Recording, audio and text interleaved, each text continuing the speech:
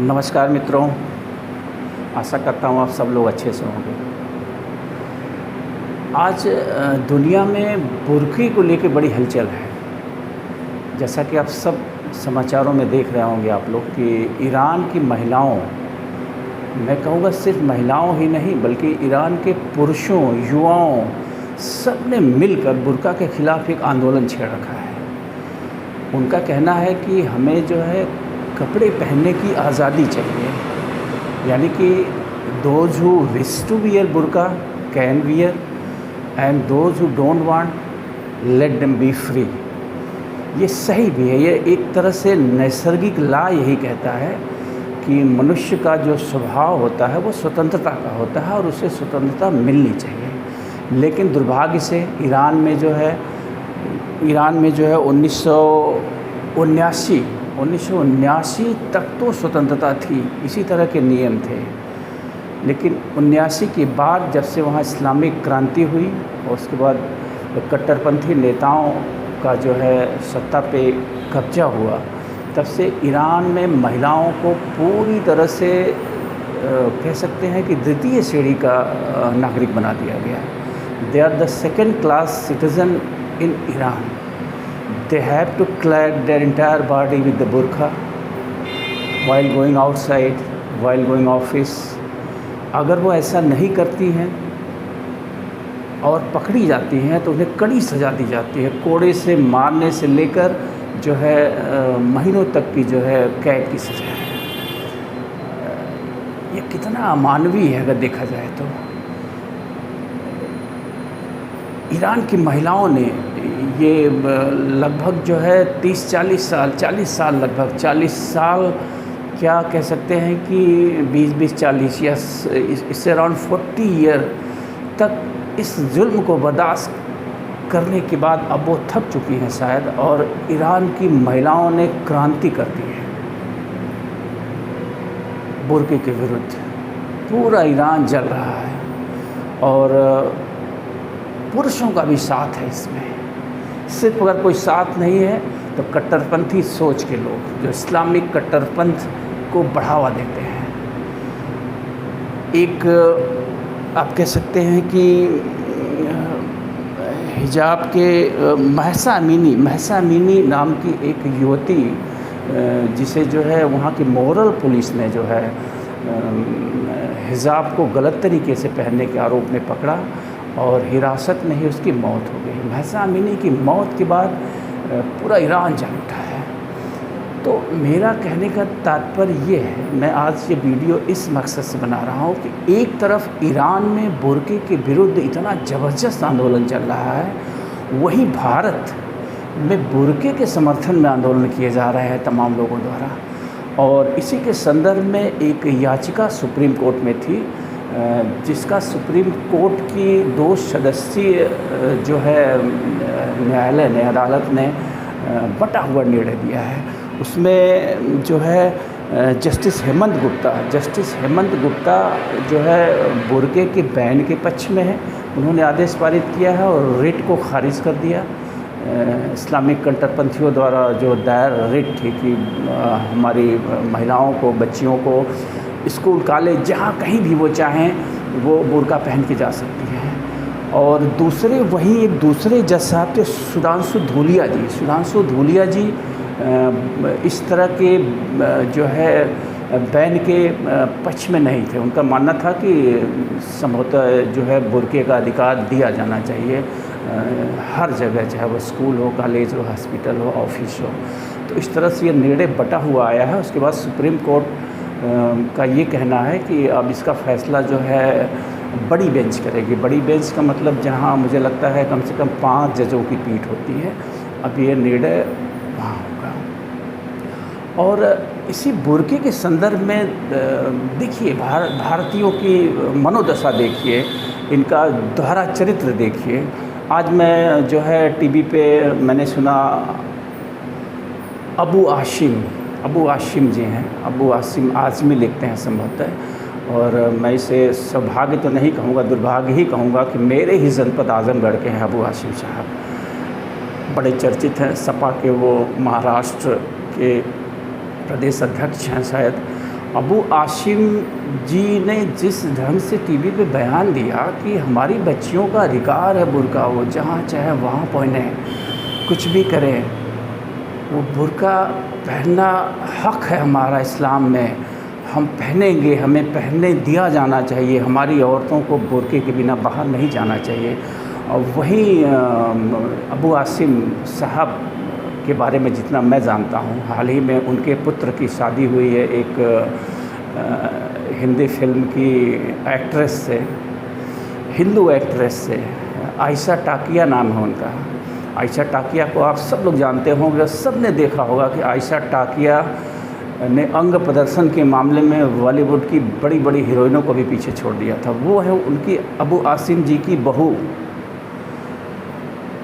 तो ये है इन लोगों का चरित्र। ये अपने परिवार को, अपने लोगों से इनका कोई संबंध नहीं है। इस बारे में इनके घर की औरतें, इनके घर की लड़कियां विदेशों में जाके नंगा घूमती हैं, संभवतः बिकनी पे घूमती हैं, फटे जीन्स पहन के घूमती हैं। फटे जीन्स पर भी इन्होंने आपत्ति करी थी। तो इनकी लड़कियां, इनकी औरतें, इनके रिश्तेदार जो चाहे वो करें, लेकिन ये जो आम मुसलमान लड़कियां हैं उन्हें बेवकूफ़ बनाकर, उन्हें पर्दा नशी बनाकर ये गुलाम बनाए रखना चाहते हैं, जो मुझे लगता है इनकी जो मनसा होगी अंदर की।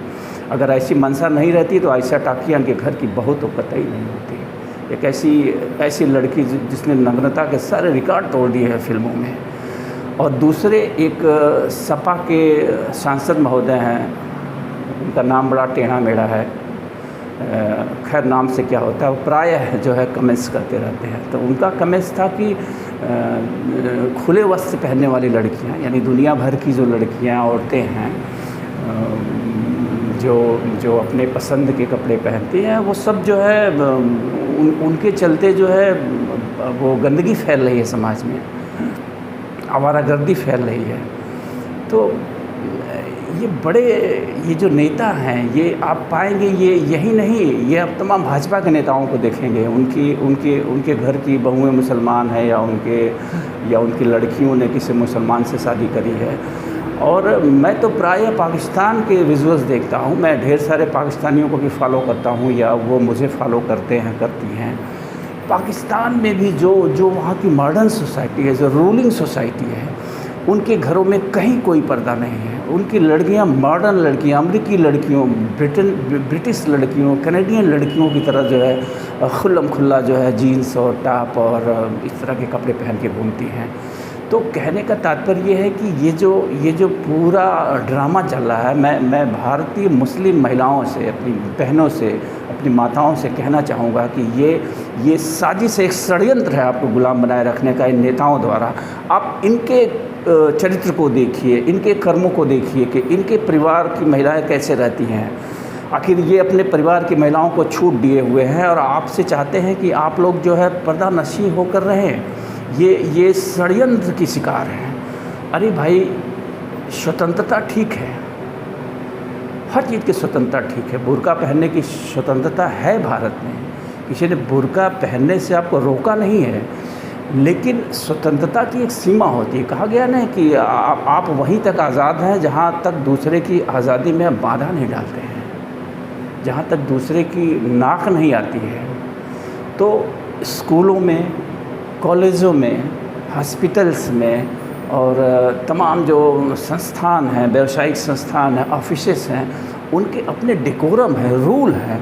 उस रूल को तो आपको फॉलो ही करना पड़ेगा। वहाँ जो है आपको बुर्का पहन के नहीं जाने दिया जाना चाहिए, कतई उचित नहीं है। आप बुर्का पहनिए, जाइए, सड़कों पे घूमिए, घर में रहिए बुर्का पहन के, 24 घंटे बुर्का पहन के आप सोइए भी, कोई नहीं मना कर रहा है।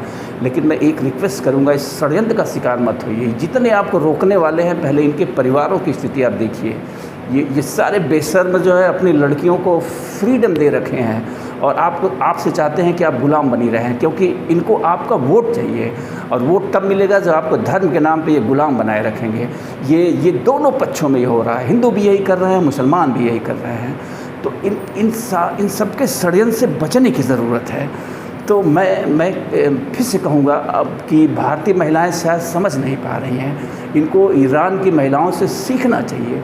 40 साल लगातार बुर्के में कैद करके रखी गई महिलाओं ने अंततः बुर्के का मतलब समझ लिया तभी तो वो सड़कों पे जो है अपनी जान पे खेल के जो है आंदोलन कर रही हैं। अब तक 185 लोगों की जो है वहाँ की मॉरल पुलिस द्वारा हत्या की जा चुकी है, मारी जा चुकी है। 2000 से अधिक लोग घायल हैं, लाखों लोग सड़कों पे हैं, आगजनी हो रही है, हिंसा हो रही है। दुनिया भर से करोड़ों लोगों ने ट्वीट करके समर्थन किया है इन ईरानी बहादुर महिलाओं का। आखिर भारत की महिलाएं क्यों नहीं समझ पा रही हैं? क्या भारत की महिलाओं को अफ़गानिस्तान की महिलाएं नहीं दिख रही हैं? क्या भारत की मुस्लिम महिलाओं को ईरान की महिलाओं की पीड़ा नहीं दिख रही है? ये जो शुरुआत भारत में की जा रही है, ये वही शुरुआत है जो ईरान में 1979 से पहले की गई थी। और साजिश षड्यंत्र करके धर्म के नाम पे बेवकूफ़ बना के, मूर्ख बना के बुर्के में कैद कर लिया गया औरतों को, और 40 साल तक कैद किए रखा गया। अब जो आज़ादी मान रही हैं तो उनको जो है गोलियों से भूना जा रहा है। तो आप भी अपने भविष्य को कुछ ऐसा ही देखिए। एक दुनिया के चलती न्याय, ये प्राकृतिक न्याय है। ये स्वतंत्रता कौन आपकी छीन रहा है? आपकी आज़ादी कौन छीन रहा है? आप गुलाम क्यों बनना चाहती हैं? भारत में बुर्के पे रोक नहीं लगी है। भारत में बुर्के पे रोक सिर्फ ऐसी जगहों पे लगी है जहाँ के अपने एक ड्रेस कोड हैं। किसी भी स्कूल कॉलेज का ड्रेस कोड होता है, एवरी स्टूडेंट शुड फॉलो। उसी ड्रेस कोड से वो रिकॉग्नाइज़ किया जाता है कि वो स्कूल का छात्र है या नहीं है। तो मैं बड़ा हतोत्साहित हूँ सुप्रीम कोर्ट के इस बटे हुए निर्णय से। मैं उस जज साहब को भी नहीं समझ पा रहा हूँ कि धूलिया साहब को, कि क्या उनकी मानसिकता रही होगी। लेटेस्ट में ईरान की तरफ ही वो एक नज़र डालते तो उन्हें समझ में आता कि अगर बुर्का अलाउ कर दिया गया स्कूलों में, हर जगहों में, हर संस्थानों में, तो इसके दुष्परिणाम कितने बुरे होंगे। आज आप कह रहे हैं कि हम बुर्का पहन के कॉलेज जाएंगे, कल को हिंदू कहेंगे कि हम जो है माला और टीका लगा के और केसरिया वो गमछा लेके जाएंगे, तो कैसे रोक पाएंगे आप उन्हें? मतलब और कितना आप लोग बांटना चाहते हैं भारत के समाज को धर्म के नाम पे? धर्म की अफीम कितना पिलाएंगे आप लोगों को? कितना मूर्ख बनाएंगे आप लोग, और कितना मूर्ख बनेंगे हम सब। मैं तो बड़ा मतलब आश्चर्य होता है कि ईरान की महिलाओं की क्रांति को देखकर भी भारतीय महिलाएं आवाज़ नहीं उठा पा रही हैं कि हमें जो है इस तरह की वो नहीं चाहिए गुलामी। स्कूलों में मॉडर्न रहना सीखिए, दुनिया के साथ चलते रहना सीखिए। सारे इस्लामिक देश क्यों पिछड़ गए? सारे इस्लामिक देश पिछड़े हुए हैं। अगर सच्चाई देखा जाए तो विज्ञान के क्षेत्र में, जो है अनुसंधान के क्षेत्र में, और विकास के क्षेत्र में, और व्यापार, हर दृष्टि से अगर देखा जाए तो सारे इस्लामिक देश पिछड़े हुए हैं। कुछ अरब देशों में तेल नहीं होता तो आप कल्पना नहीं कर सकते हैं कि कहाँ देश में, दुनिया में घूम के भीख मांगते अरबी। वो तो एक प्राकृतिक संसाधन है जिसके दम पे जब तक चल रही है चलाएं। जिस दिन तेल ख़त्म होगा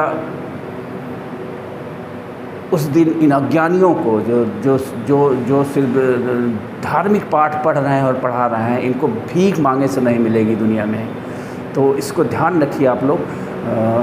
दुनिया के साथ आगे बढ़ने के लिए दुनिया के रस्म व रिवाज के ढंग से ही चलना पड़ेगा। तो आज की मेरी वीडियो इसी मकसद पे थी कि जो है ये जो धर्म गुरु हैं, चाहे वो हिंदुओं के धर्म गुरु हों, चाहे मुसलमानों के धर्म गुरु हों, ये या फिर ये जो नेता हों, चाहे वो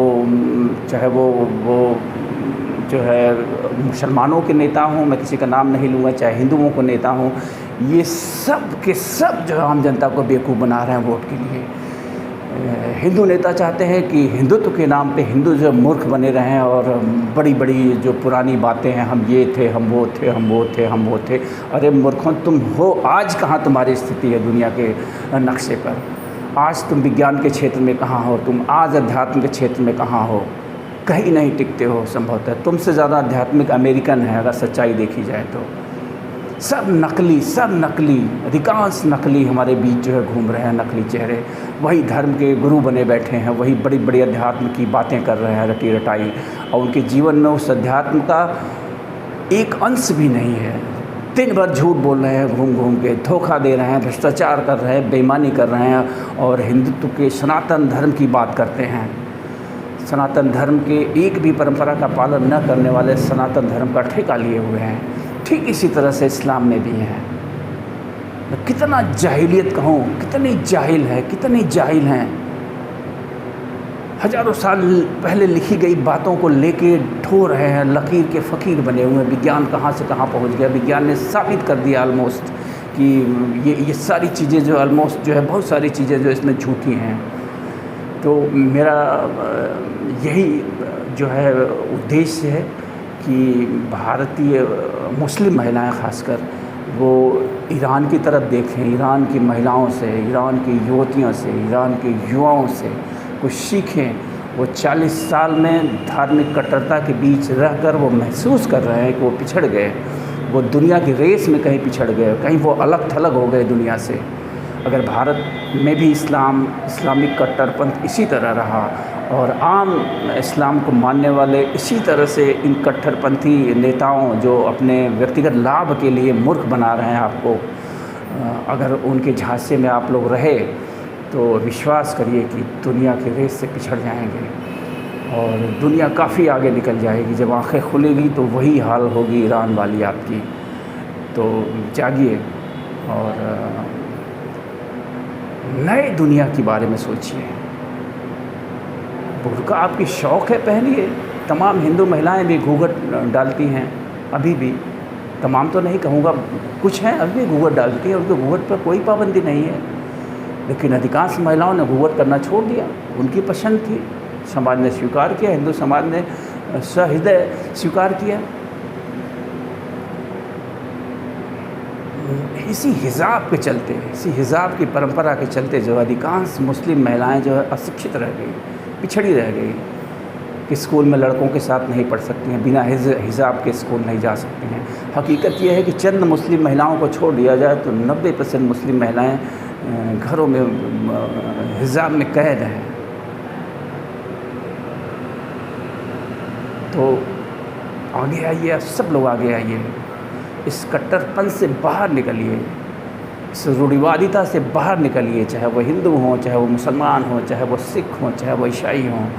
और समस्या ये है कि जो हमारे मुस्लिम हैं, मुस्लिम भाई बंधु हैं, उनकी कट्टरता कुछ ज़्यादा ही है। और इसी कट्टरता के चलते आज आप एक नज़र अगर पूरी दुनिया पे डालें तो जहाँ भी जो भी इस्लाम बाहुल्य देश हैं, सब में किसी न किसी तरह की समस्या है।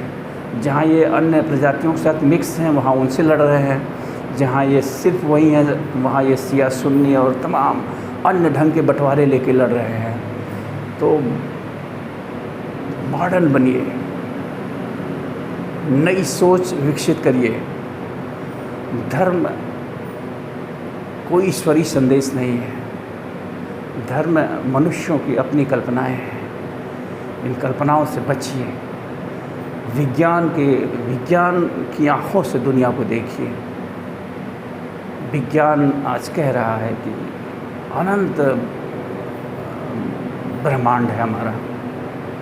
कभी धर्म कहते थे कि धरती चपटी है, ब्रह्मांड का सेंटर केंद्र है, अल्लाह बैठा हुआ है, भगवान बैठा हुआ, उसने रचा है इसको और सब कुछ जो है मनुष्यों के लिए रचा गया है। अब तो ये साबित हो गया ना कि धरती केंद्र नहीं है, धरती तो एक तिनका भी नहीं है ब्रह्मांड का, केंद्र तो दूर की बात है।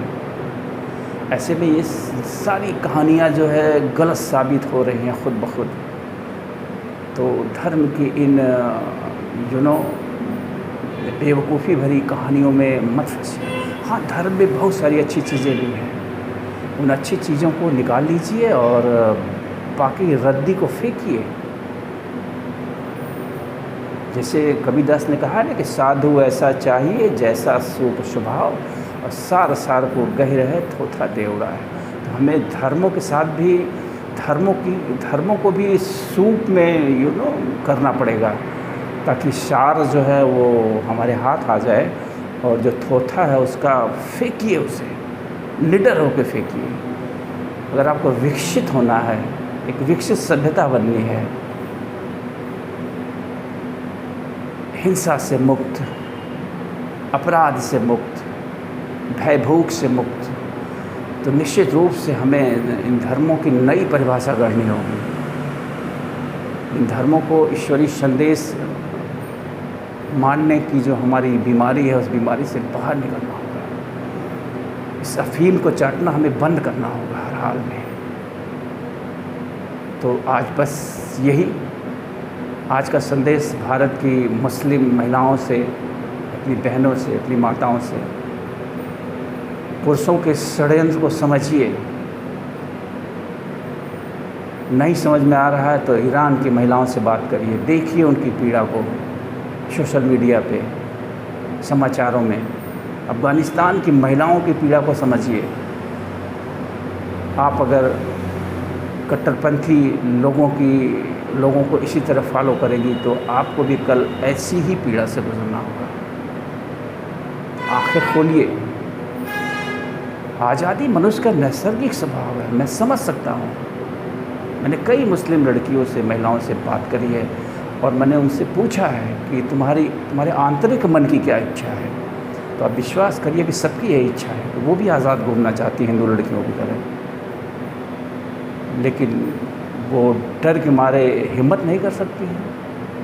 उनके परिवारों में इतनी पाबंदी उनके ऊपर लगाई गई है, उनको इतना डरा के पीढ़ियों से रखा गया है कि उनमें वो साहस ही नहीं है कि वो अपने अंतर मन की बात को कह भी सकें। कर पाना तो दूर की बात है, कह सकने की भी हिम्मत उनके अंदर नहीं बची है, सब होता है। और उसी में कुछ महिलाएं भी होती हैं जो रूढ़िवादी ही होती हैं।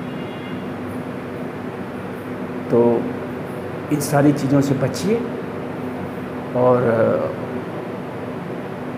दुनिया के साथ कदम से कदम और कंधा से कंधा मिला के चलिए। उसी में सबकी भलाई है, उसी में आपकी भलाई है, उसी में आपके समाज की भलाई है, उसी में आपके देश भारत की भलाई है, उसी में संपूर्ण दुनिया की भलाई है। नमस्कार, धन्यवाद।